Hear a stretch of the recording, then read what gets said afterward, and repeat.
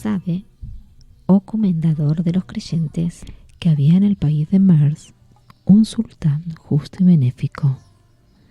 Este sultán tenía un visir sabio y prudente, versado en las ciencias y en las letras.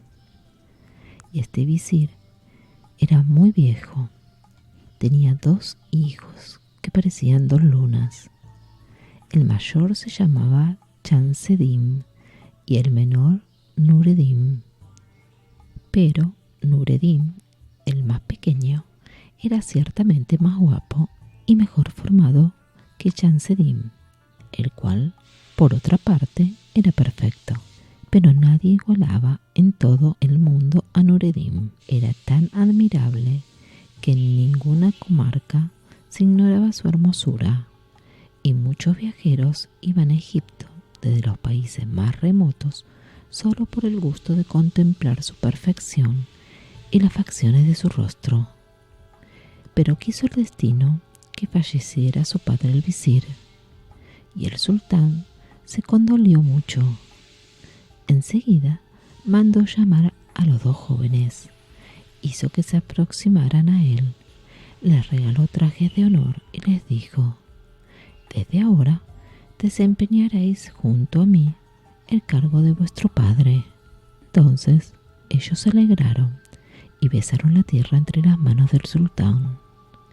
Después hicieron que duraran todo un mes las exequias fúnebres de su padre, y enseguida empezaron a desempeñar su nuevo cargo de visires, y cada uno ejercía durante una semana las funciones del visirato.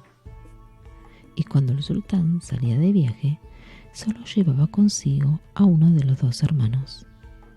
Y una noche, entre las noches, ocurrió que el sultán tenía que salir a la mañana siguiente, y habiéndole tocado el cargo de visir aquella semana a Chansedim, el mayor, los 2 hermanos departían sobre asuntos diversos para entretener la velada. En el transcurso de la conversación, el mayor dijo al menor: «Oh hermano mío, creo que debemos pensar en casarnos, y mi intención es que nos casemos la misma noche». Y Nureddin contestó: «Hágase según tu voluntad, oh hermano mío, pues estoy de acuerdo contigo en esta y en todas las cosas». Y convencido ya entre los 2 este primer punto, Chansedim dijo a Nureddin: «Cuando gracias a Alá nos hayamos unido con 2 jóvenes y la misma noche nos acostemos con ellas y hayan parido el mismo día, y si Alá lo quiere, tu esposa dé a luz un niño y la mía una niña, tendremos que casar uno con otro a los 2 primos». Y Nureddin dijo: «Oh hermano mío, ¿y qué piensas pedir entonces como dote a mi hijo para darle a tu hija?». Y Chansedim dijo: «Pediré a tu hijo como precio de mi hija 3.000 dinares de oro, 3 huertos y 3 de los mejores pueblos de Egipto. Y realmente esto será bien poca cosa comparado con mi hija. Y si tu hijo no quiere aceptar ese contrato, no habrá nada de lo dicho». Al oírlo, respondió Nureddin: «Pero, ¿estás soñando? ¿Qué dote quieres pedirle a mi hijo? ¿Has olvidado que somos 2 hermanos y hasta 2 visires en uno solo? En vez de esas exigencias, deberías ofrecer como presente tu hija a mi hijo, sin pensar en pedirle ninguna dote. Además, ¿no sabes que el varón vale siempre más que la hembra?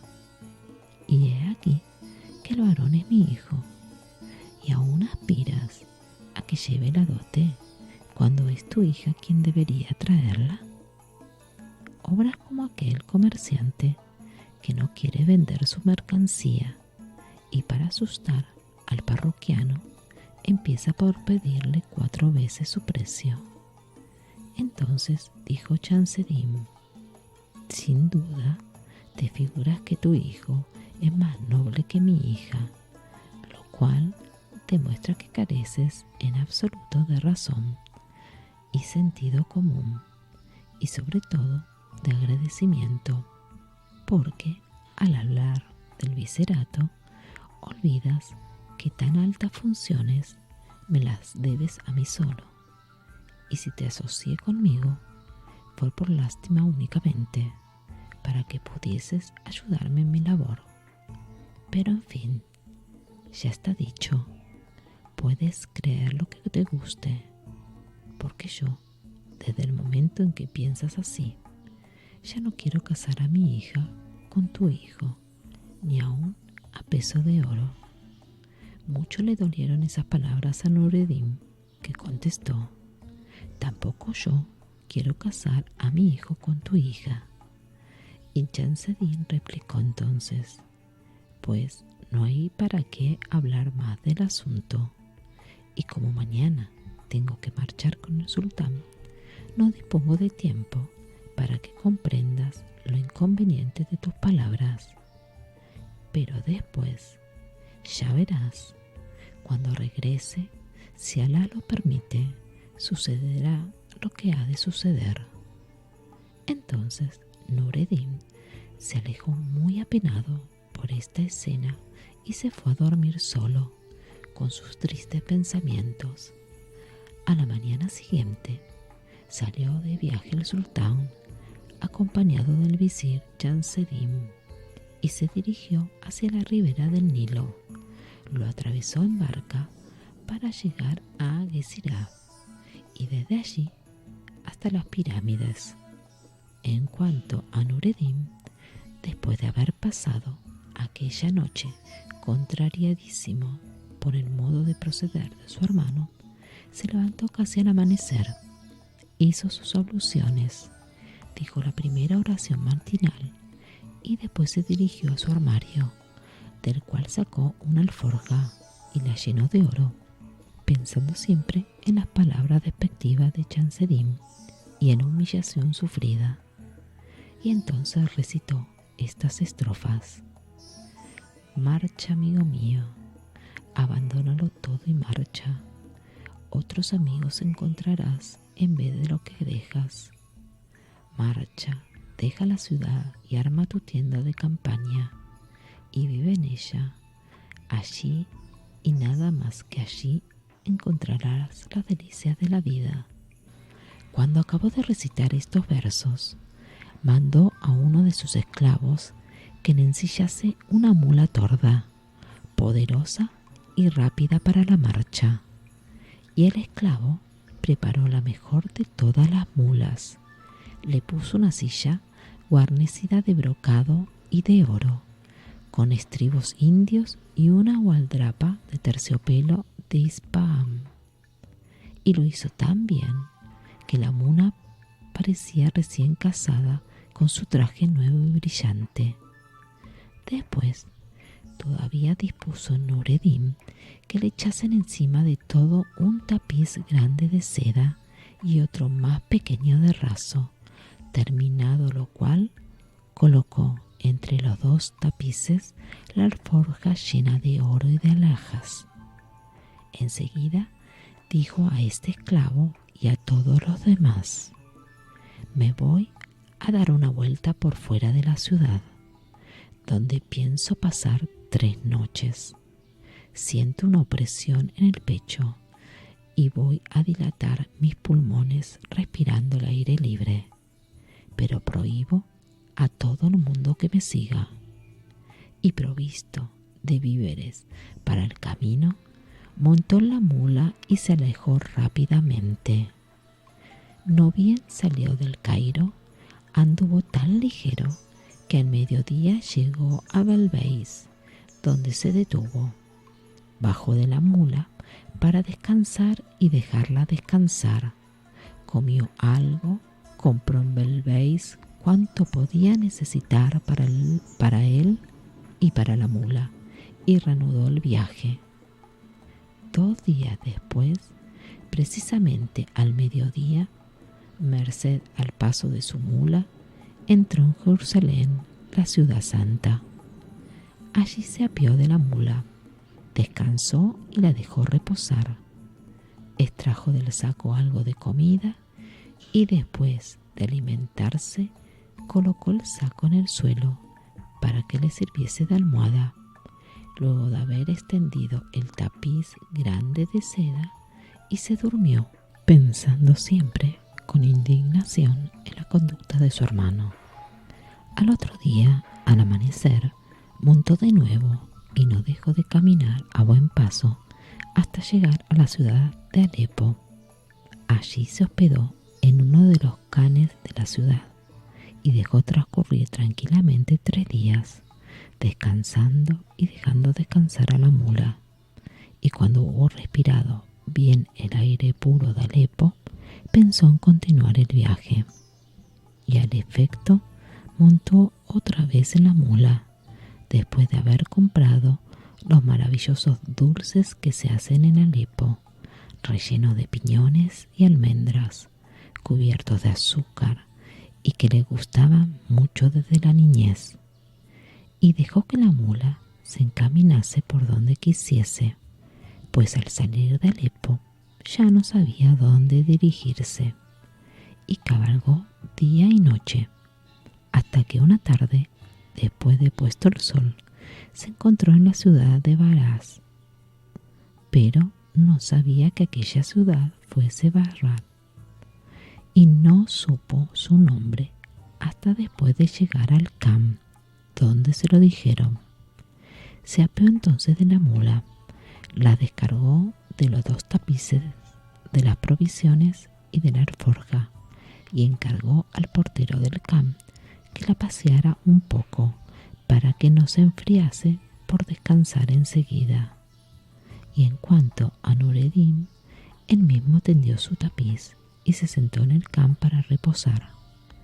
El portero del Khan cogió la mula de la brida y se fue con ella, pero ocurrió la coincidencia de que precisamente entonces el visir de Bagdad hallábase sentado a la ventana de su palacio, contemplando la calle, y al divisar una mula tan hermosa, con sus magníficos jaeces de gran valor, sospechó que esta mula pertenecía indudablemente a algún visir entre los visires extranjeros, o acaso a algún rey entre los reyes, y se puso a mirarla, sintiendo una gran perplejidad, y después ordenó a uno de sus esclavos que le trajese enseguida al portero que paseaba la mula, y el esclavo corrió en busca del portero y lo llevó ante el visir. Entonces el portero avanzó un paso y besó la tierra entre las manos del visir, que era un anciano de mucha edad y muy respetable. ¿Quién es el amo de esta mula? Y el visir dijo al portero: ¿quién es el amo de esta mula y qué posición tiene? El portero contestó: oh mi señor, el amo de esta mula es un joven muy hermoso, lleno de seducciones, ricamente vestido, como hijo de algún gran mercader, y todo su aspecto impone el respeto y la admiración. Al oírle, el visir se puso de pie, montó a caballo y, marchando apresuradamente al Khan, entró en el patio. Cuando lo vio, Nureddin corrió a su encuentro y le ayudó a apearse del caballo. Entonces el visir le dirigió el saludo acostumbrado, y Nureddin se lo devolvió y lo recibió muy cordialmente. Y el visir se sentó a su lado y le dijo: oh hijo mío, ¿de dónde vienes y por qué estás en Bagdad? Y Nureddin contestó: oh mi señor, vengo del Cairo, mi ciudad natal. Mi padre era visir del sultán de Egipto, pero murió al ser llamado a la misericordia de Alá. Después contó toda su historia, desde el principio hasta el fin, y luego añadió: no he de volver a Egipto hasta después de haber recorrido el mundo, visitando todas las ciudades y todas las comarcas. Y el visir contestó a Nureddin: hijo mío, prescinde de esas ideas de continuo viaje, porque causarán tu perdición. Sabe que el viajar por países extranjeros es la ruina y lo último de lo último. Atiende esta advertencia, pues temo que te perjudiquen los percances de la vida y del tiempo. Después el visir ordenó a sus esclavos que desencillaran la mula y le quitasen los tapices y las sedas, y se llevó consigo a Nureddin, alojándolo en su casa, y lo dejó descansar luego de haberle proporcionado todo lo que necesitaba. Nureddin permaneció algún tiempo en casa del visir, y el visir le veía diariamente y le colmaba de consideraciones y favores, y acabó por estimarle enormemente, hasta el punto de que un día le dijo: hijo mío, ya soy muy viejo y no tengo ningún hijo varón, pero Alá me ha concedido una hija que te iguala en belleza y perfecciones, y hasta ahora se la he negado a cuantos me la pidieron en matrimonio, pero a ti, a quien quiero con todo el cariño de mi corazón, he de preguntarte si consientes en aceptarla como esclava tuya, porque yo deseo fervientemente que seas el esposo de mi hija, y si quieres aceptar, marcharé en busca del sultán y le diré que eres un sobrino mío, recién llegado de Egipto, y que has venido a Basra expresamente para pretender a mi hija en matrimonio, y el sultán, por cariño a mí, te dará el visirato, porque yo ya estoy muy viejo y necesito descansar, y así podré encerrarme muy a gusto en mi casa para no salir de ella. Al oír esta proposición, bajó los ojos Nureddin y después dijo: escucho y obedezco. Entonces el visir llegó al colmo de la alegría e inmediatamente ordenó a sus esclavos que preparasen el festín y adornasen e iluminasen la sala de recepción, la más espaciosa de todas, reservada especialmente al más grande entre los emires. Después reunió a todos sus amigos e invitó a todos los nobles del reino y a todos los mercaderes de Basra, y todos acudieron a presentarse entre sus manos. Entonces el visir, para explicarles el haber elegido a Nureddin con preferencia a todos los demás, les dijo: yo tenía un hermano que era visir en Egipto, y Alá le había favorecido con 2 hijos, como a mí me favoreció con una hija, según sabéis. Mi hermano, poco antes de morir, me encargó que casara a mi hija con uno de sus hijos, y yo se lo prometí.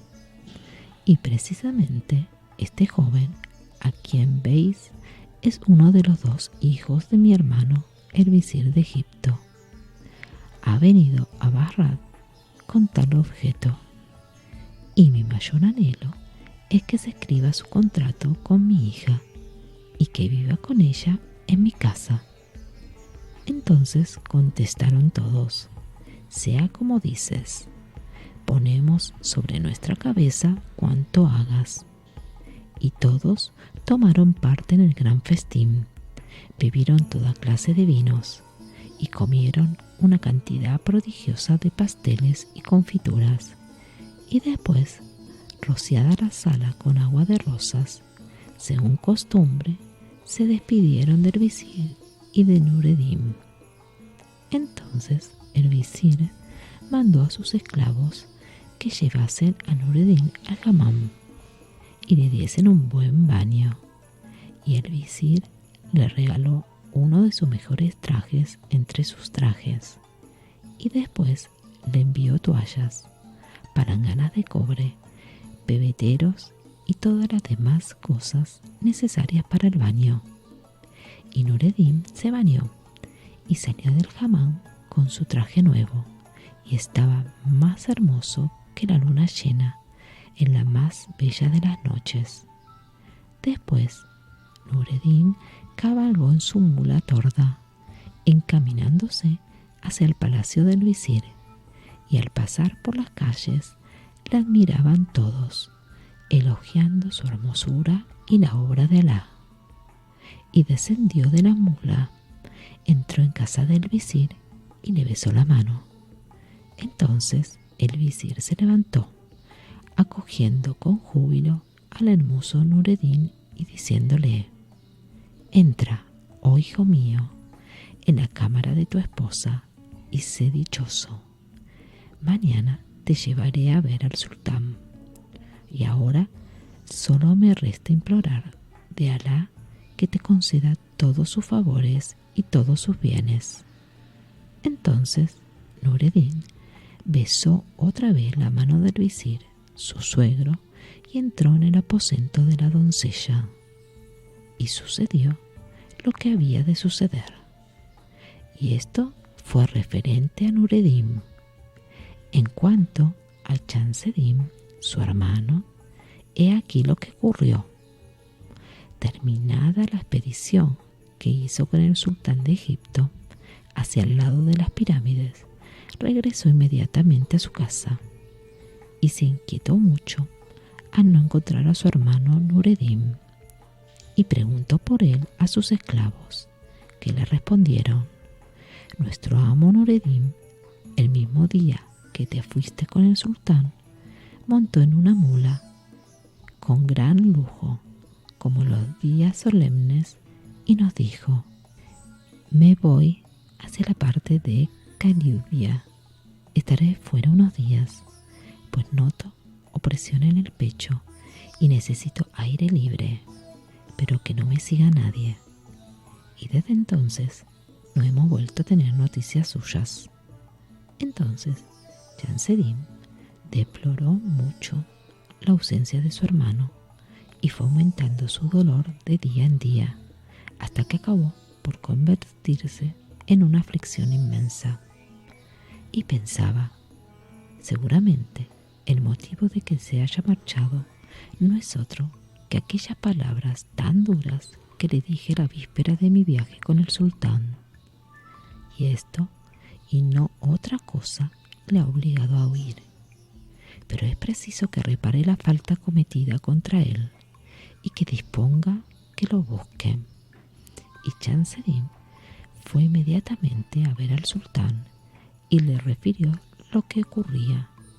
Y el sultán mandó escribir mensajes autorizados con su sello y los envió con emisarios de a caballo en todas las direcciones a todos sus lugartenientes de todas las comarcas, y le decía en estos pliegos que Nureddin había desaparecido y que precisaba buscarle fuese donde fuese. Pero transcurrido algún tiempo, todos los correos regresaron sin ninguna noticia, porque ni uno solo había ido a Basra, donde estaba Nureddin. Entonces Chamseddin, lamentándose hasta el límite de las lamentaciones, exclamó: «Mía es la culpa. Todo esto me ocurre por mi poco tacto y mi falta de discreción». Pero como todo tiene su término, Chamseddin acabó por consolarse y un día pidió en matrimonio a la hija de un gran comerciante del Cairo. Hizo su contrato con ella y con ella se casó. Y sucedió lo que había de suceder. Y se dio la coincidencia de que la misma noche que penetró Chamseddin en la cámara nupcial fue justamente la misma en que Nureddin penetró en el aposento de la hija del visir de Basra, y permitió a Alá esa coincidencia del matrimonio de los dos hermanos en la misma noche para demostrar que manda en el destino de las criaturas. Y todo se verificó además según lo habían combinado los dos hermanos antes de su querella, pues las dos esposas quedaron preñadas la misma noche. Parieron el mismo día y a la misma hora, y la de Chancedim, visir de Egipto, parió una niña, cuya hermosura no tuvo igual en todo el país, y la de Nureddin de Bahrad dio a luz un niño tan hermoso que no había otro como él en todo el mundo. Al hijo de Nureddin se le llamó Hassan Badreddin a causa de su hermosura. Su nacimiento motivó grandes regocijos públicos, y el séptimo día se dieron fiestas y banquetes dignos de príncipes. Terminados los festejos, el visir de Bahrad fue con Nureddin a ver al sultán. Entonces Nureddin besó la tierra entre las manos del sultán, y como estaba dotado de una gran elocuencia y era muy versado en las bellezas literarias, le recitó estos versos del poeta. Ante él se inclina y se eclipsa el mayor de los bienhechores, pues ha conquistado el corazón de todos los seres elegidos. Canto sus obras, aunque no son sus obras, sino cosas tan bellas que debería formarse con ellas un collar que adornara su cuello. Y si beso la plata de tus dedos, es porque no son dedos, sino la llave de todos los beneficios. Tanto gustaron al sultán estos versos que obsequió espléndidamente a Nureddin y a su suegro el visir, ignorando aún lo del matrimonio y cuánto se relacionaba con su existencia, por lo cual preguntó al visir, después de haber felicitado a Nureddin: ¿quién es este joven tan hermoso y tan elocuente? Entonces el visir contó al sultán toda la historia, desde el principio al fin, y le dijo: este joven es sobrino mío. Y el sultán exclamó: ¿y cómo no había yo oído hablar de él? Y el visir dijo: oh mi soberano y señor, sabe que un hermano mío era visir de Egipto. Al morir dejó 2 hijos, el mayor de los cuales heredó el cargo, y el otro, que es este, ha venido a buscarme, pues prometí y juré a mi hermano que casaría a mi hija con uno de sus sobrinos. Así es que apenas llegó lo casé con mi hija. Este sobrino mío es joven, como ves, y yo ya soy demasiado viejo y estoy sordo y no puedo atender a los negocios del reino. Por eso vengo a pedir a mi soberano el sultán que se digne nombrar a mi sobrino, que es también mi yerno, para el cargo de visir. Y puedo asegurarte que merece este cargo, pues es hombre de buen consejo, pródigo en ideas excelentes y muy ducho en el modo de despachar los asuntos. Entonces el sultán miró con más detenimiento a Nureddin y quedó encantado de este examen. Aceptó el consejo de su anciano visir y nombró para el cargo a Nureddin en lugar de su suegro, y le regaló un magnífico traje de honor, el mejor de todos los que pudo encontrar, y una mula de sus propias caballerizas, y le señaló sus guardias y sus chambelanes. Nureddin besó entonces la mano del sultán y salió con su suegro, y ambos regresaron a su casa en el colmo de la alegría y besaron al recién nacido Hassan Badreddin y dijeron: el nacimiento de esta criatura nos trajo buena suerte. Al día siguiente, Nureddin fue a palacio a desempeñar sus nuevas funciones, y al llegar besó la tierra entre las manos del sultán y recitó estas 2 estrofas: para ti sean nuevas las felicidades todos los días, y las prosperidades también, y que el envidioso se consuma de despecho. Ojalá sean blancos para ti todos los días, y negros los días de todos los envidiosos. Entonces el sultán le permitió que se sentara en el diván del visirato, y Nureddin se sentó en el diván del visirato y empezó a desempeñar su cargo, despachando los asuntos pendientes y administrando justicia como si llevara muchos años de visir, y lo hizo tan a conciencia ante el sultán que se maravilló de su inteligencia, de su comprensión para aquellos asuntos y de su admirable manera de administrar justicia, y le distinguió más aún entrando en gran intimidad con él. Y Nureddin siguió desempeñando a maravillas sus elevadas funciones, pero no por eso olvidó la educación de su hijo Hassan Badreddin, a pesar de todos los asuntos del reino, porque Nureddin era cada día más poderoso y más favorecido del sultán, que aumentó el número de sus chambelanes, de sus servidores, guardias y correos, y llegó a ser tan rico que pudo dedicarse al comercio en gran escala, fletando naves mercantes que recorrían todo el mundo, construyendo molinos y ruedas elevadoras de agua, y plantando magníficos huertos y jardines. Y todo esto antes de que su hijo cumpliera los 4 años.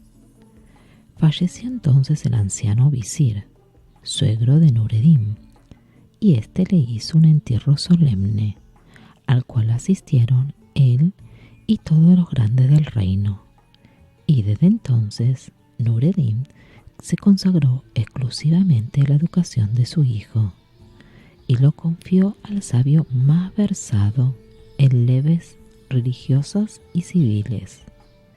Este sabio venerable iba todos los días a dar lecciones de lectura al niño Hassan Badreddin, y poco a poco, con método, le inició en la interpretación del Corán, que acabó por aprenderse de memoria, y después el sabio siguió años y años enseñando a su discípulo todos los conocimientos útiles.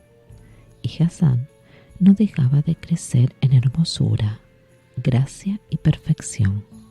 Como dice el poeta, este joven es la luna y como ella resplandece de hermosura, aunque el sol tome el esplendor de sus rayos de las anémonas de sus mejillas.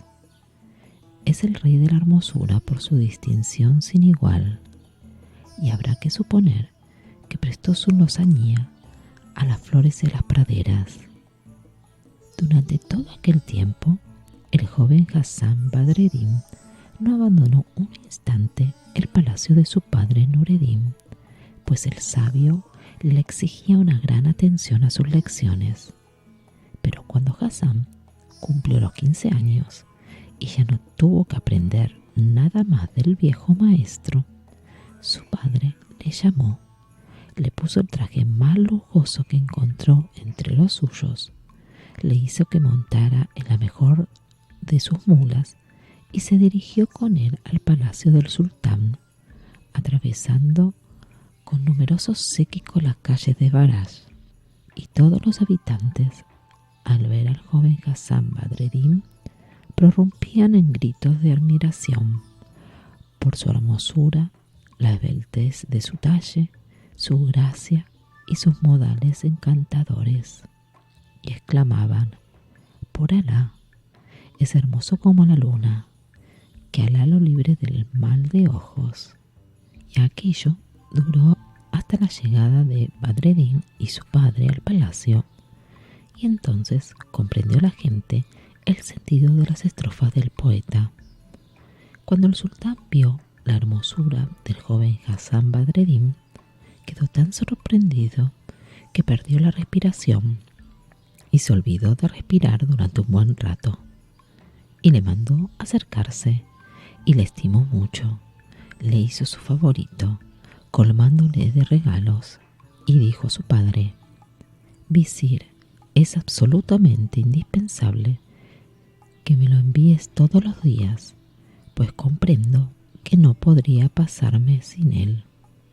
Y el visir Nureddin tuvo que contestar: escucho y obedezco.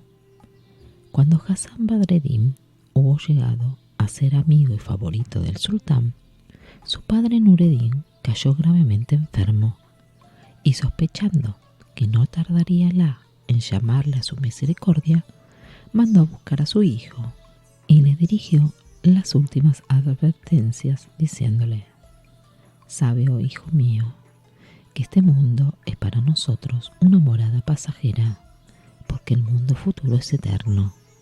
Por eso, antes de morir, quiero darte algunas instrucciones. Óyelas bien y ábreles tu corazón.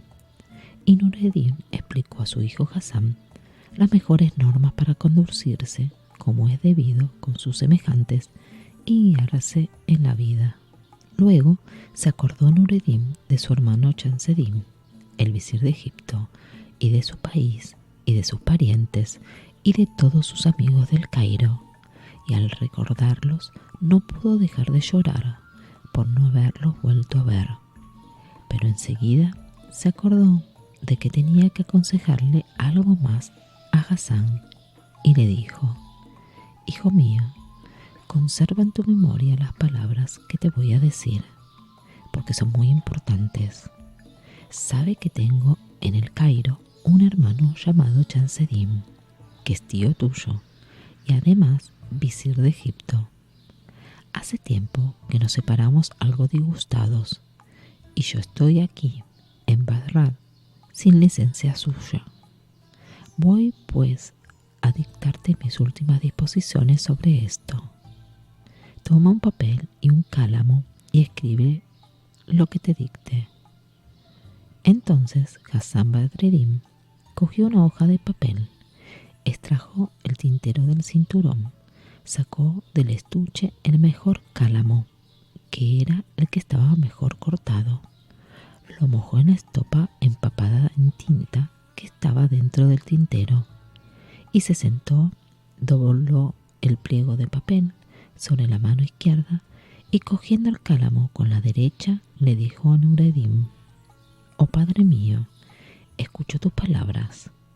Y Nureddin empezó a dictar: en nombre de Alá, el clemente, el misericordioso, y continuó dictando enseguida a su hijo toda su historia, desde el principio hasta el fin, y además le dictó la fecha de su llegada a Bagdad y de su casamiento con la hija del visir, y le dictó su genealogía completa, sus ascendientes directos e indirectos, con sus nombres, el nombre de su padre y de su abuelo, su origen, su grado de nobleza personal adquirida y, en fin, todo su linaje paterno y materno.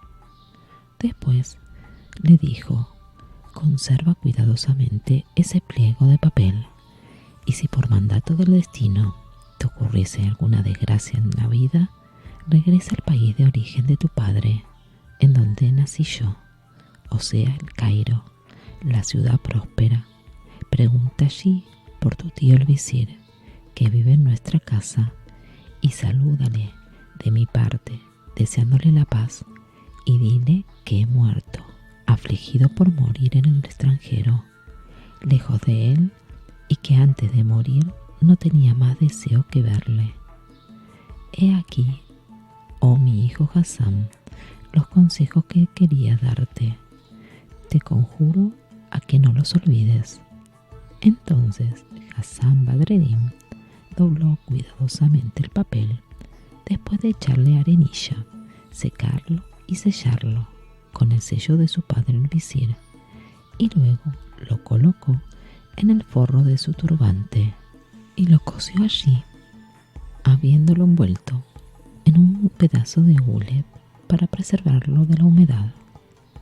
Hecho esto, no pensó más que en llorar, besando la mano de su padre Nureddin y afligiéndose al comprender que se quedaba solo, siendo tan joven y privado de la compañía de su padre.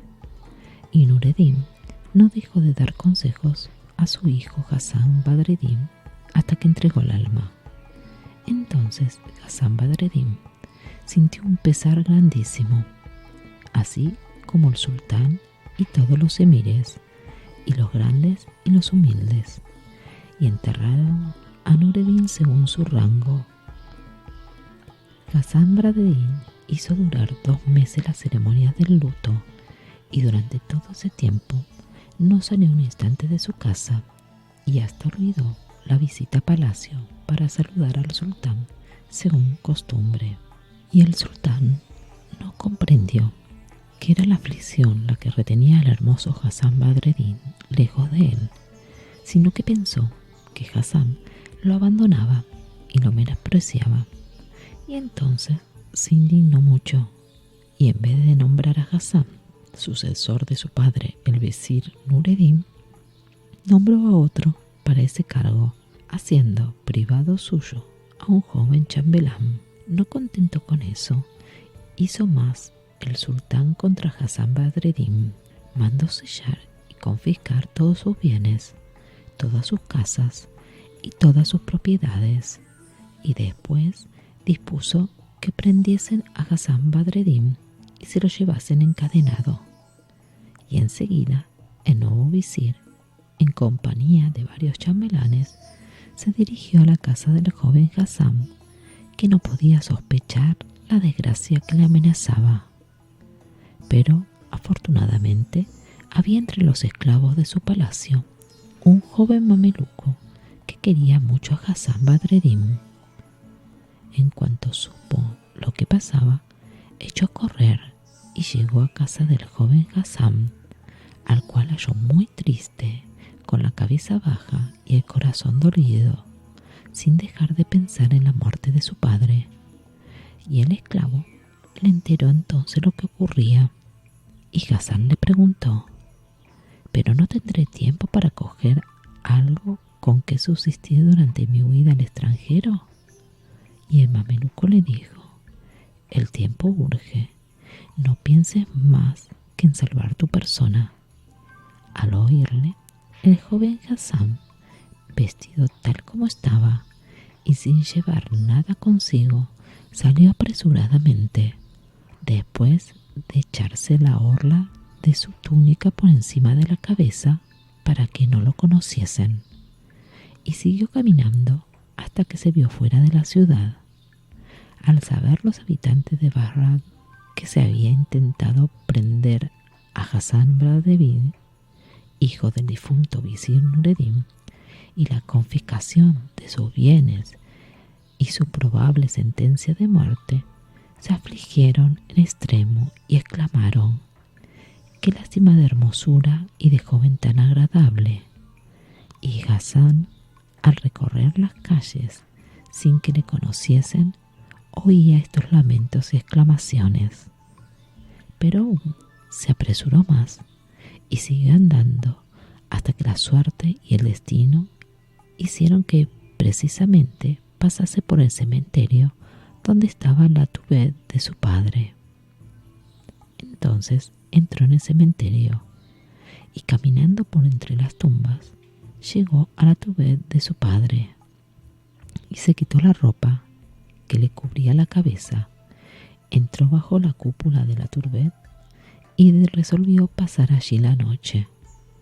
Pero mientras permanecía sentado y sumido en sus pensamientos, vio que se le acercaba un judío de Bagdad, mercader conocidísimo en la ciudad. Este mercader judío regresaba de un pueblo cercano, encaminándose a Bagdad, y al pasar cerca de la tuved de Nureddin, miró hacia el interior y vio al joven Hasan Badreddin, a quien conoció enseguida.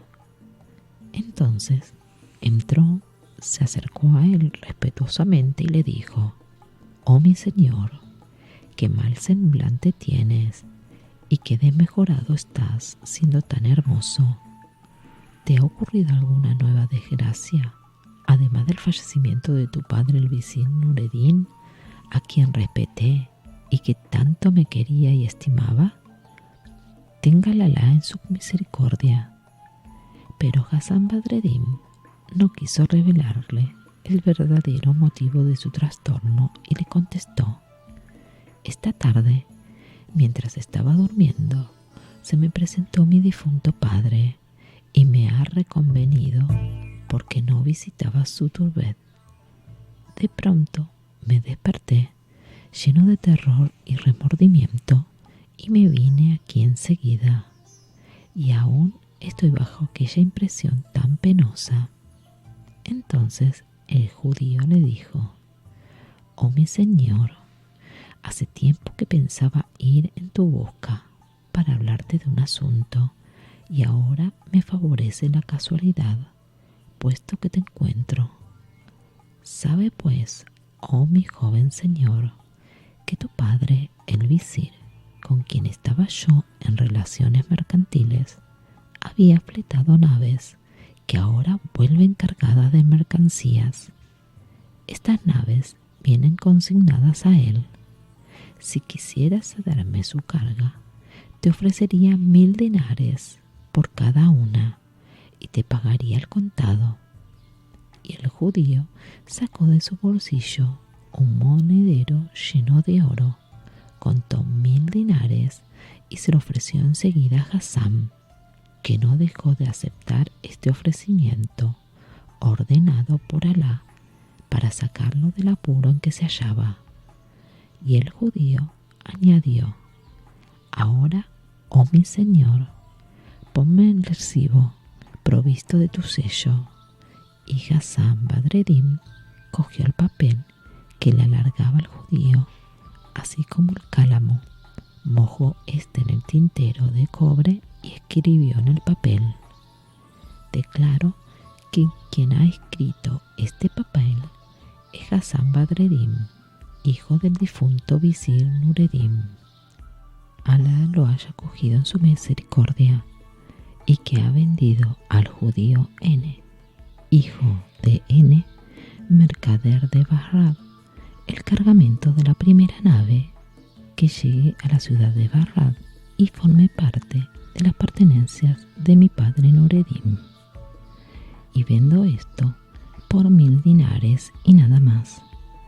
Luego puso su sello en la parte inferior de la hoja y se la entregó al judío, que saludó respetuosamente y se fue. Entonces Hasán rompió a llorar, pensando en su padre, en su posición pasada y en su suerte presente, pero como ya se había hecho de noche, le venció el sueño y se quedó dormido en la turbet. Y así siguió hasta que salió la luna, y como en aquel momento se le había escurrido la cabeza encima de la piedra de la turbet, hubo de dar una vuelta completa, echándose de espaldas, y la luna iluminó por completo su rostro, que resplandecía con toda belleza. Aquel cementerio era frecuentado por los genios de la buena especie, genios musulmanes y creyentes, y por casualidad, aquella noche, una encantadora genia volaba por allí, tomando el fresco, y vio a la luz de la luna al joven, que estaba durmiendo, y observó su belleza y sus hermosas proporciones, y quedándose maravillada, dijo: «Gloria a Alá, oh qué hermoso joven, cómo me enamoran sus hermosos ojos, que me figuro muy negros y de una blancura». Pero después pensó: «Mientras se despierta, voy a seguir mi paseo por los aires», y echó a volar. Subió muy arriba buscando el fresco y se encontró en lo más alto con uno de sus compañeros, un genio también musulmán. Le saludó muy gentilmente y él le devolvió el saludo con mucha deferencia. Entonces ella le preguntó: «¿De dónde vienes, compañero?». Y él le contestó: «Del Cairo». Y la genia volvió a preguntar: «¿Les va bien a los buenos creyentes del Cairo?». Y el genio contestó: «Gracias a Alá, les va bien». Entonces la genia le dijo: «Compañero, ¿quieres venir conmigo para admirar la hermosura de un joven que está durmiendo en el cementerio de Basra?». Y el genio dijo: «Estoy a tus órdenes».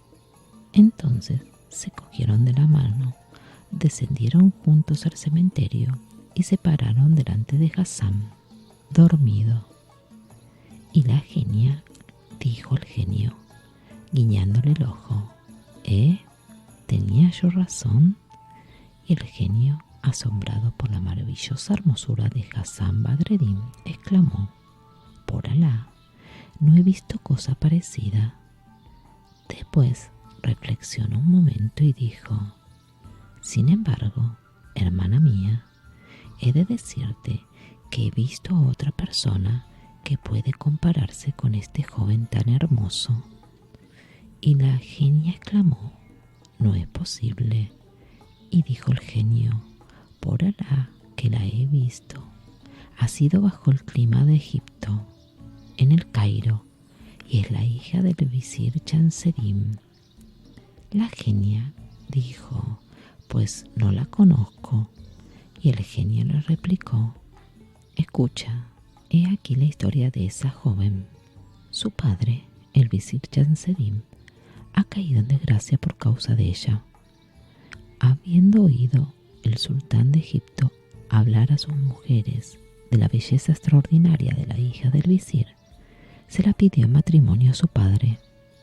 Pero el visir Chamseddin, que había pensado otra cosa para su hija, se vio en una gran confusión y dijo al sultán, oh mi señor y soberano, ten la bondad de permitirme que me excuse y perdóname por ello. Ya sabe la historia de mi pobre hermano Nureddin, que era visir conmigo. Ya sabes que desapareció un día sin que hayamos vuelto a saber de él. Y contó el sultán detalladamente ese motivo. Y después añadió, he jurado ante Alá, el día que nació mi hija, que ocurriera lo que ocurriera, no la casaría más que con el hijo de mi hermano Nureddin. Y han transcurrido desde entonces 18 años, pero afortunadamente he sabido hace pocos días que mi hermano Nureddin se había casado con la hija del visir de Bagdad y que había tenido un hijo. Por lo tanto, mi hija, nacida de mis obras con su madre, está destinada y escriturada a su primo, el hijo de mi hermano Nureddin. En cuanto a ti, oh mi señor y soberano, puedes elegir otra joven. El Egipto está lleno de ellas, y muchas son bocados de rey. Pero el sultán, al oírle, se enfureció mucho y gritó, ¿qué has dicho, miserable visir? Te quise honrar descendiendo hasta ti para casarme con tu hija, y aún te atreves a negármela, alegando ese pretexto tan estúpido.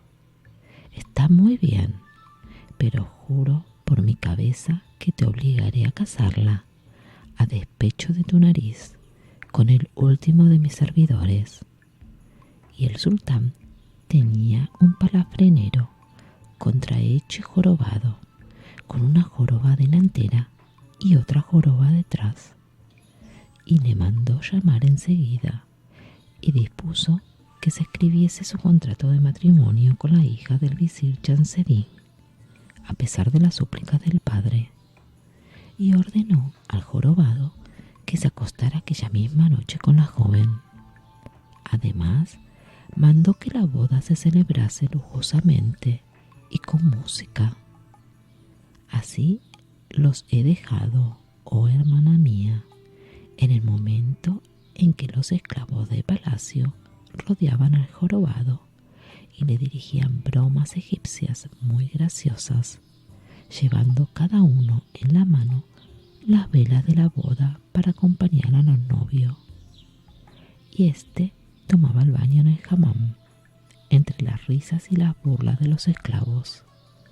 Y efectivamente, hermana mía, el jorobado es muy feo y repulsivo. Y el genio, al recordarle, escupió en el suelo con un gesto de repugnancia. Después dijo, en cuanto a la joven, es la criatura más bella que he visto en mi vida. Puedo asegurarte que es todavía más hermosa que este mancebo. La llaman Sett el Hosn y se merece el nombre. Ha quedado llorando amargamente, alejada de su padre, al cual se le ha prohibido asistir a la ceremonia, y está sola en medio de los festejos, entre los músicos, danzarinas y cantadoras, y no esperan otra cosa sino que el jorobado salga de Hamán. Y la genia repuso: se me figura, oh compañero, que te equivocas al afirmar que Seth el Host es más hermosa que este joven. No es posible, es indudablemente el más hermoso de su tiempo. Pero el genio respondió: por Alá, hermana mía, te aseguro que aquella joven es más hermosa todavía. No tienes más que venir conmigo para que a su vista te convenzas. Bien fácil te ha de ser esto. Además, podríamos aprovechar la ocasión para burlar al maldito jorobado, aquella maravilla hecha carne, porque los dos jóvenes son dignos el uno del otro, y tanto se parecen que diríase que son hermanos, o primos por lo menos, y sería una lástima que el jorobado copulase a Seth el Host. Entonces contestó la genia: razón tienes, hermano mío. Llevemos en brazos a este mancebo dormido y juntémoslo con la joven de quien hablas. Así haremos una buena obra y veremos además cuál es más hermoso de los dos. Y el genio dijo: escucho y obedezco. Tus palabras están llenas de rectitud y justicia. Vamos pues. Y entonces el genio se echó a cuestas al joven y comenzó a volar, seguido de cerca por la genia, que le ayudaba para llegar antes, y ambos de este modo llegaron cargados al Cairo con toda rapidez. Y allí soltaron al hermoso Hassan, dejándole dormido sobre el banco de una calle próxima al palacio, que rebosaba de gente. Y entonces le despertaron. Hassan se despertó y quedó en la más extrema perplejidad al no verse en Bahram, en la turbé de su padre, y miró a la derecha y miró a la izquierda y no conocía nada de aquello, pues aquello era una ciudad, pero una ciudad muy distinta a la de Bahram. Tan sorprendido quedó que abrió la boca para gritar, pero enseguida vio delante de sí a un hombre gigantesco y barbudo que le guiñaba el ojo para indicarle que no gritase. Y Hassan se contuvo, y aquel hombre, que era el genio, le presentó una vela encendida y le mandó que se uniera a las muchas personas que llevaban velas encendidas para acompañar a la boda, y le dijo: sabe que soy un genio, pero creyente. Te transporté aquí durante tu sueño. Esta ciudad es el Cairo. Te he traído porque te quiero y deseo favorecerte sin ningún interés, solo por amor a Alá y por tu hermosura.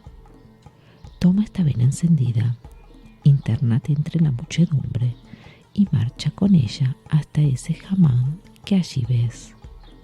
De él ha de salir una especie de jorobado a quien llevarán triunfalmente. Síguele, ve siempre a su lado, pues es el novio.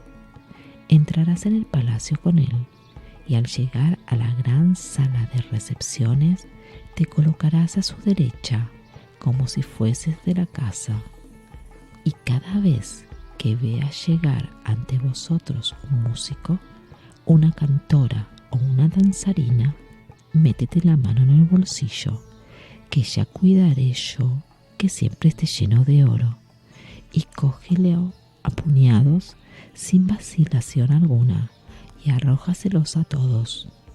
Y no temas que se te acabe, que eso es cuenta mía. Obsequia pues con puñados de oro a cuantos se te acerquen. Aventúrate y no te detengas ante nada.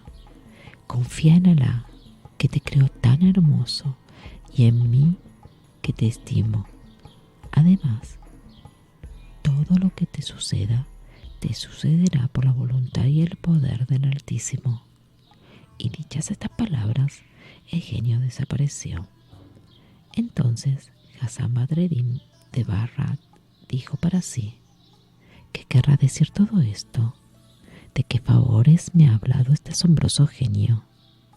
Pero sin perder más tiempo en estas preguntas, echó a andar, encendió su vela en la de un invitado y llegó al hammam cuando el jorobado había acabado de bañarse y salía a caballo con un traje magnífico.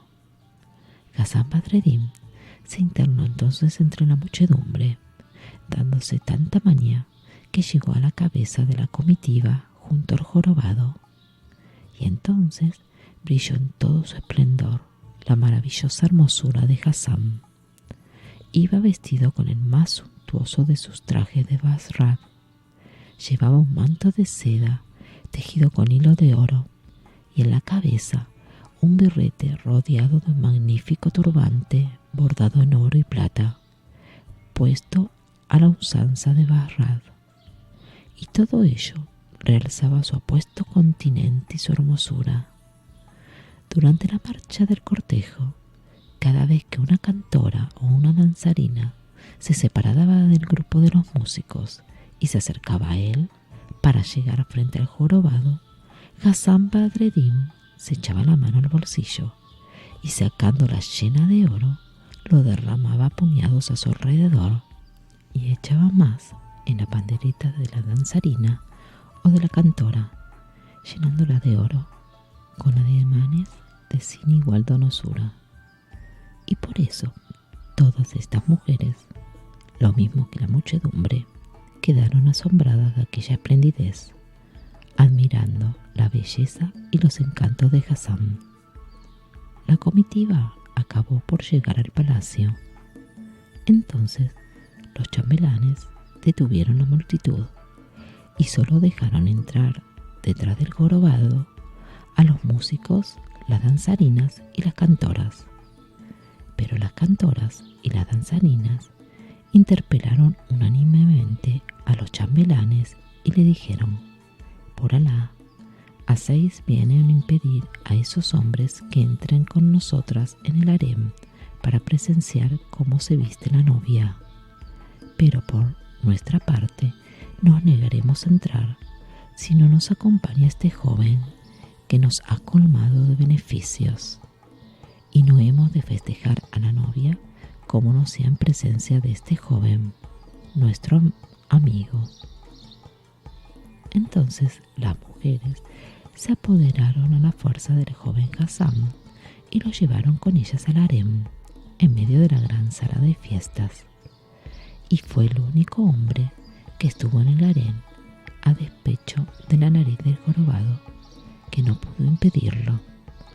Allí se hallaban reunidas todas las damas del palacio, las esposas de los emires, visires y chambelanes, y se alineaban en dos filas, sosteniendo cada una en la mano un gran cirio, y todas tenían la cara cubierta con el velillo de seda blanca, a causa de la presencia de aquellos dos hombres. Y Hassan y el jorobado pasaron por entre las dos hileras y fueron a sentarse en una tarima alta, teniendo que atravesar las dos filas de mujeres que se prolongaban desde la sala de festejos hasta la cámara nupcial, de donde había de salir la novia para la boda. Al ver a Hassan Badreddin y advertir su hermosura, sus encantos y su rostro luminoso, cual la luna creciente, las mujeres se emocionaron hasta casi quedarse sin aliento y perder la razón, y ardía cada cual en deseo de abrazar a aquel joven maravilloso y traerle a su regazo, permaneciendo unidos un año o un mes, o siquiera una hora, solamente el tiempo preciso para que la asaltase una vez y sentirlo dentro de ella. Y en un momento dado, todas esas mujeres, no pudiendo resistir por más tiempo, se descubrieron el rostro, levantando el velillo, y se mostraron sin pudor, olvidando la presencia del jorobado, y todas se acercaron a Hasan Badreddin para admirarle más de cerca y decirle palabras de amor, o siquiera guiñarle un ojo para que pudiese comprender cuánto le deseaban. Y además, las danzarinas y las cantoras ponderaban la generosidad de Hasan, alentando a las damas a que le sirviesen lo mejor posible. Y las damas decían: por Alá, he aquí un hermoso joven, este sí que puede dormir con Seth el House. Nacieron el uno para el otro. Confunda pues Alá a este maldito jorobado. Y mientras las damas seguían alabando a Hasan y lanzando imprecaciones contra el jorobado, las teñidoras de instrumentos rompieron a tocar. Se abrió la puerta de la cámara nupcial y la novia, Sedgerhorn, entró en la sala de festejos, rodeada de eunucos y doncellas. Sedgerhorn, hija del visir Jansedim, apareció en medio de su servidumbre y brillaba como un aurí. Las otras, comparadas con ella, no eran más que unos astros que formaban su cortejo, como estrellas que rodeaban a la luna al salir de una nube. Se había perfumado con ámbar, almizcle y rosa, y su peinada cabellera brillaba bajo la seda que la cubría. Sus hombros admirables marcábanse a través de su traje suntuoso. Iba de un modo regio. Entre otras galas, llevaba un vestido bordado de oro rojo, con dibujos de pájaros y flores, y esto era el traje exterior, pues los interiores solo Alá sería capaz de conocerlos y estimarlos en su verdadero mérito. En la garganta lucía un collar que suponía incalculables millares de dinares, y cada una de sus piedras era de tal valor que ningún mortal, ni el rey en persona, las había visto iguales. En una palabra, Sedgelhos parecía tan hermosa como la luna llena en la 14ª noche, y Hasan Badreddin seguía sentado en el grupo de damas, causando la admiración de todas, y la novia avanzó con un gracioso movimiento, dirigiéndose hacia el estrado. Entonces el jorobado se levantó y quiso besarla, pero ella, horrorizada, lo echó y fue a colocarse rápidamente al lado del hermoso Hasan. Y pensar que era su primo, y ella no lo sabía, lo mismo que él. Y todas las damas se echaron a reír, principalmente cuando la novia se detuvo ante el hermoso Hasan, con el cual se sintió al instante abrazada en deseos, y exclamó: levantó al cielo las manos. Allahumma, haz que este hermoso joven sea mi marido, y líbrame de ese parafrenero jorobado. Entonces Hasan Badreddin, siguiendo las instrucciones del genio, metió la mano en su bolsillo y la sacó llena de oro, echándoselo a puñados a las servidoras de Seth el Hoss y a las cantoras y danzarinas, que exclamaron: ojalá poseas a la novia. Y Badreddin correspondió con una gentil sonrisa a este deseo y a estas felicitaciones, y el jorobado se veía durante esta escena abandonado de todos y hallábase solo, más feo que un mico, y todas las personas que por casualidad se le acercaban al pasar junto a él apagaban la vela en señal de burla. Y así permaneció algún tiempo, aburriéndose y poniéndose cada vez de peor humor, y todas las damas se reían al mirarle y le dirigían bromas escandalosas, y todo el mundo se reía. La novia dio la vuelta al salón 7 veces consecutivas, vestida cada una de diferente modo y seguida por todas las damas, y se paraba a cada vuelta delante de Hasan Badreddin, y cada traje era mucho más hermoso que el anterior y cada aderezo infinitamente superior a los otros aderezos. Y mientras avanzaba lentamente la novia, las tañedoras hacían maravillas y las cantoras decían las canciones más apasionadas, amorosas y excitantes, y las danzarinas, acompañándose con las panderetas, saltaban como pájaros. Y Hassán Badreddin no dejaba de lanzar puñados de oro, esparciéndolo por todo el salón, y las mujeres se precipitaban a recogerlo para tocar algo que hubiera pasado por la mano del joven. Y hasta hubo algunas que, aprovechándose de la hilaridad y la excitación generales, del sonar de los instrumentos y de la embriaguez de las canciones, se tumbaron en tierra, una encima de otra, para simular una copulación, contemplando a Hassán, que desde su asiento sonreía. Y el jorobado presenciaba todo esto muy desolado, y su desolación aumentaba cada vez que veía a una de las mujeres volverse hacia Hassán y con la mano tendida, y bajaba bruscamente ofrecerle por señas la vulva, o a otra agitar el dedo del corazón guiñándole el ojo, o la otra menear las caderas retorciéndose y dando con la mano derecha abierta en la izquierda cerrada, o la otra, con además más lúbrico, golpearse las nalgas y decirle al jorobado: lo catarás en tiempo de los albaricoques. Y todo el mundo se reía. Terminada la séptima vuelta, se acabó la boda, que había durado gran parte de la noche, y las tañedoras dejaron de pulsar los instrumentos, las danzarinas y las cantoras se detuvieron, pasando con todas las damas por delante de Hassán, besándole la mano o tocándole la orla del traje. Y todo el mundo le miraba al salir, haciéndole entender que no se moviera de aquel sitio. Y en efecto, solo quedaron en el salón el joven Hassán, el jorobado y la novia con su servidumbre. Entonces las doncellas se llevaron a Sed el Hor a la estancia destinada a desnudarse, quitándole uno por uno los vestidos, diciendo al caer cada prenda: en nombre de Alá, para librarla del mal de ojos. Y después se fueron dejándola sola con su vieja nodriza, que antes de conducirla a la cámara nupcial tenía que aguardar que entrase primero el novio jorobado.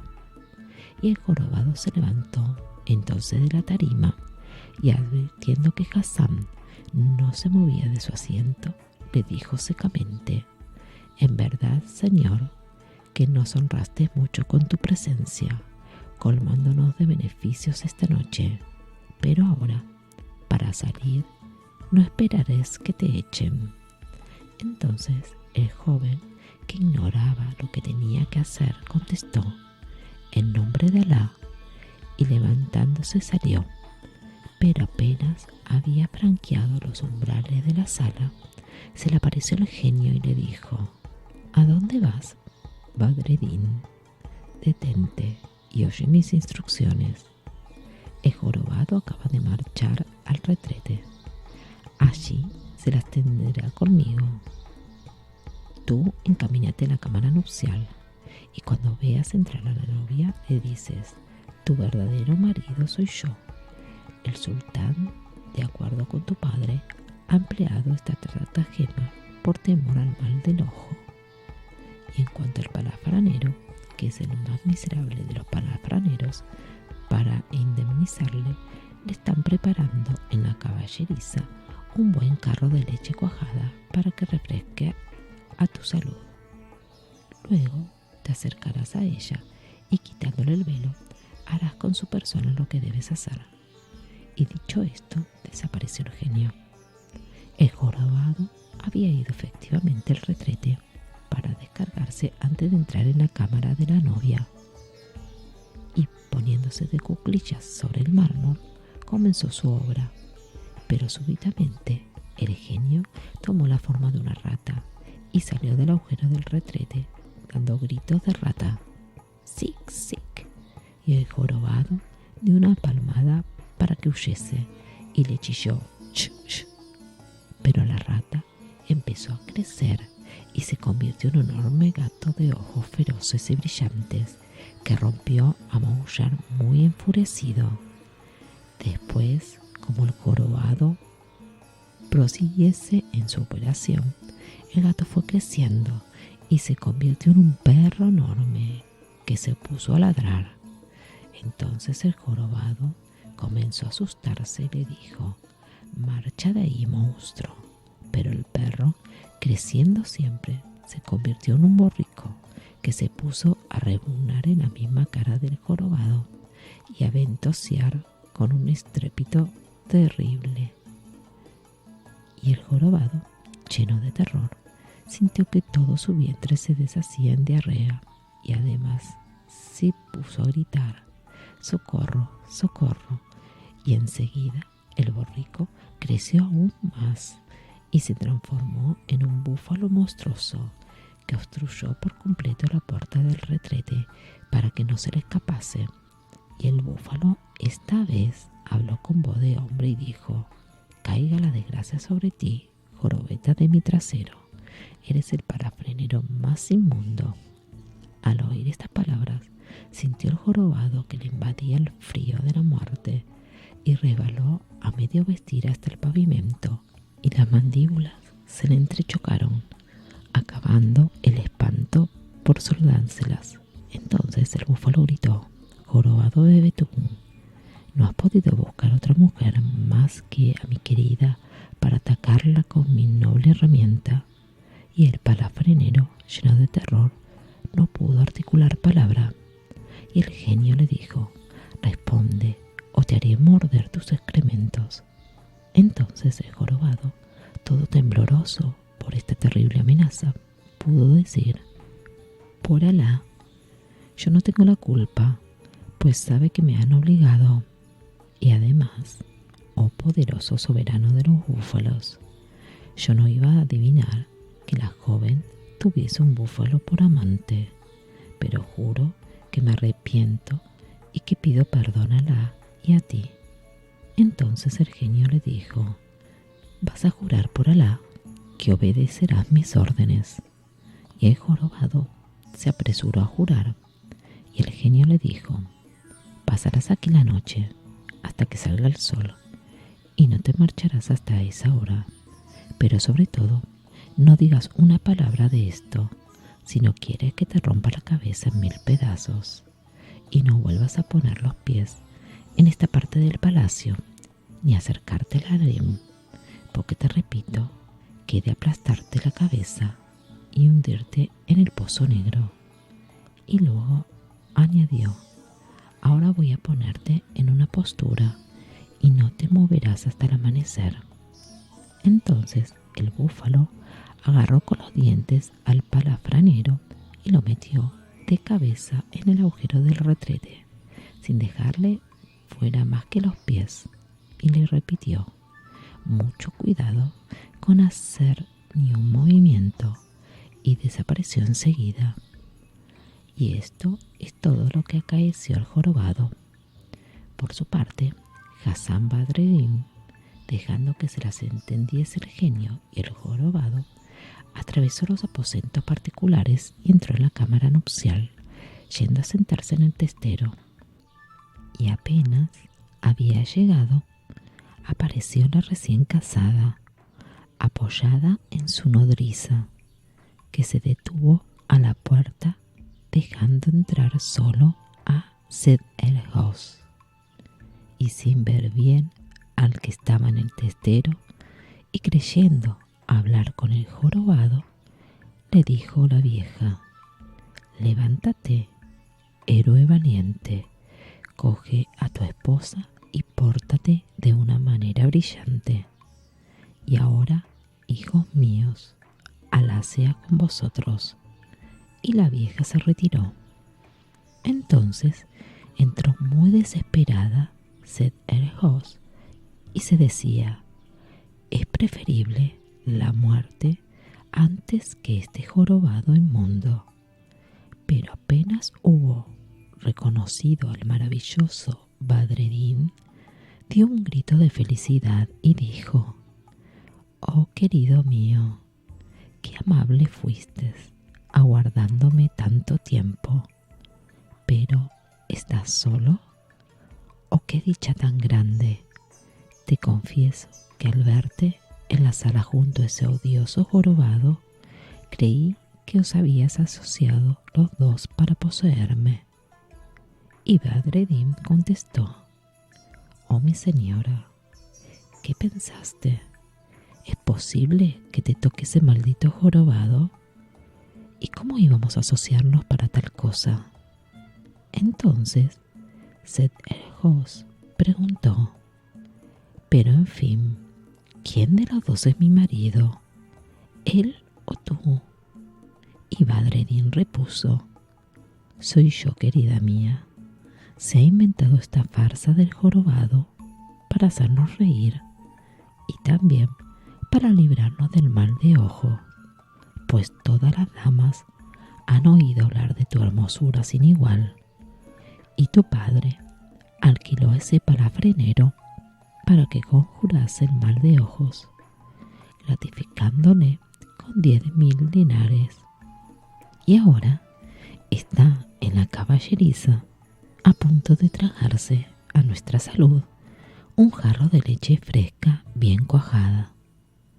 Al oír a Badreddin, Seth el Host llegó al colmo de la alegría y sonrió gentilmente y rompió a reír más gentilmente aún. Y luego, sin poder contenerse más, exclamó: «Por Alá, querido mío, poséeme, apriétame bien, ven enseguida a mi regazo». Y como Seth el Host se había despojado de las ropas interiores y estaba toda desnuda, solo cubierta por una falda, cuando dijo: «Ven enseguida a mi regazo», la levantó rápidamente hasta la altura de la vulva, mostrando en toda su magnificencia sus muslos y sus nalgas de jazmín. Y a la vista de los encantos de aquella carne de hurí, Badreddin sintió que el deseo recorría todo su cuerpo y despertaba al niño dormido. Y levantándose apresuradamente, se desnudó, despojándose del calzón de innumerables pliegues y de la bolsa que contenía los 1.000 dinares que le había dado el judío de Basra, y la colocó en el diván junto a los calzones, y luego se quitó el hermoso turbante y lo puso en una silla, cubriéndose con otro ligero de dormir que habían dejado allí para el jorobado, y solo se quedó con la fina camisa de muselina de seda bordada de oro y con el ancho calzoncillo de seda azul, sujeto a la cintura por un cordón con borlas de oro. Y soltando estos cordones, abrazó a Seth el Host, que le ofrecía todo su cuerpo, la tendió en la cama y se echó sobre ella. Y agachado, abiertas las piernas, acogió los muslos de Seth el Host, los atrajo hacia él y los separó. Enseguida apuntó contra la ciudadela su ariete, que estaba ya dispuesto. Empujó este ariete poderoso, hundiéndolo en la brecha, y la brecha cedió. Y Badreddin pudo entusiasmarse al comprobar que la perla no estaba perforada y no había penetrado en ella más ariete que el suyo, ni la habían tocado siquiera con la punta de la nariz. Y comprobó también que aquel trasero bendito nunca había resistido el peso de un cabalgador, y en el colmo de la dicha le arrebató la virginidad y se deleitó a su gusto con el sabor de aquella juventud. Y ataque tras ataque, el ariete funcionó 15 veces seguidas, entrando y saliendo sin interrumpirse, y todas ellas le parecieron deliciosas, y desde aquel instante, sin género de duda, quedó preñada Seth-el-Hos, según verás en lo que sigue, oh emir de los creyentes. Y cuando Badreddin acabó de hincar los 15 clavos, dijo para sí: me parece que es bastante por ahora, y se tendió al lado de Seth-el-Hos, pasándole con suavidad la mano por debajo de la cabeza, y ella le rodeó también con su brazo, enlazándose ambos estrechamente, y antes de dormirse se recitaron estas estrofas admirables: no temas nada, penetra tu lanza en el objeto de tu amor, y no hagas caso de los consejos del envidioso, pues no será el envidioso quien sirva tus amores. Piensa que el clemente no creó más hermoso espectáculo que el de dos amantes entrelazados en la cama. Míralos, ahí están, pegados uno a otro, cubiertos de bendiciones. Sus manos y sus brazos les sirven de almohadas. Cuando el mundo ve a dos corazones unidos por ardiente pasión, trata de herirlos con el acero frío. Pero tú no hagas caso. Cuando el destino pone una beldad a tu paso, es para que la ames y para que con ella únicamente vivas. Y esto es todo lo que acaeció a Hassán Badreddin y a Seth-el-Hos, la hija de su tío. Y ahora, si quieres saber cómo continúa la historia, te la contaré en nuestro próximo audio. Buenas noches, que tengas lindos sueños.